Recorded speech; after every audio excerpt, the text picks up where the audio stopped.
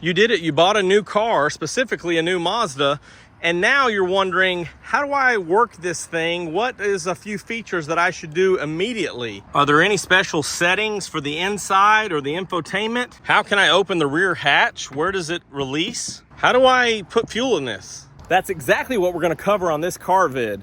What's up, everybody? I'm Jonathan Sewell Sales at Mitchell Mazda on the Boulevard in Enterprise, and I'm going to cover the few things that you should do on day one of ownership of your new Mazda. So let's jump in. More car vids.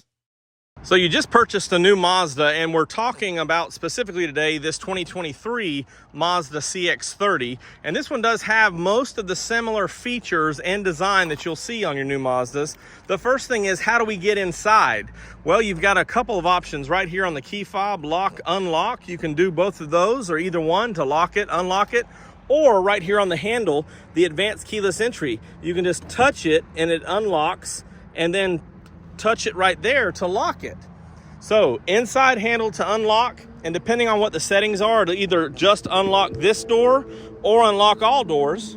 And then when you push this lock button right here, you can see those indentions right there. When you touch that lock button, it will lock everything. Now that we're ready to get inside, we need to make sure that this seat is positioned the way we want. So it is a power seat on this premium and higher package here, or the preferred and higher actually on the CX-30. You also have your lumbar, so you can get this positioned exactly how you want. Then you have this memory setting right here. Just hit set and then option 1 or 2 when the car is on, and you can set that seat position to lock it in place. But let's don't forget about the side mirrors. You have this control right here on the door panel or the door card where you can choose driver's side, passenger side, get that set up.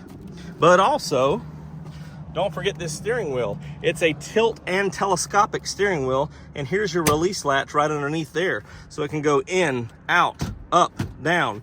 Get it just positioned so, lock it back into place, and then you're ready to go down the road. Now we're inside and cranked up, and although this is lit up, we don't have any indicators that the lights are actually on. Now the CX-30, Mazda 3, and CX-50 and CX-90 also automatically have this auto feature, so it springs back and stays in auto, but sometimes if it was turned off like it is now, you wouldn't realize it. So you need to make sure that it's clicked into auto, and you see how these lights came back up. Now this one is just an indicator that your exterior lights are on because they're automatic headlights and tail lights. And then this one's for your auto high beam assist. On this stalk, it's right here on the end. See that? Push that to turn it off. Push that to keep it on. This is part of your iActive Sense. So that high beam assist will read the lights of vehicles in front of you and tail lights, and automatically adjust your high or low beams accordingly as necessary. Now, if you turn your lights on, you won't have the auto high beam assist, so you'll still have to engage the brights manually. So what I've found is to leave it on auto. It takes care of that, and then when it gets dark, like it's getting dark now, they automatically come on. But also, what if it's raining? Automatic wipers.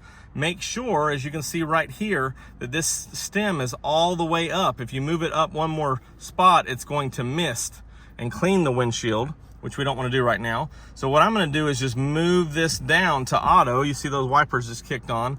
Leave it on auto. This actually controls the sensitivity. As you can see, as I move this up, those are getting more sensitive.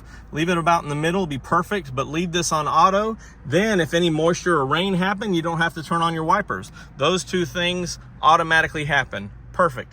Speaking of automatic, we have an electronic parking brake here that when you buckle your seat belt and put in gear, it automatically disengages. So right now it will not disengage. I can let my foot off the brake and we're going nowhere. But when you have your seatbelt on, it will automatically disengage when you put it in drive or reverse. So you want to make sure and always buckle up.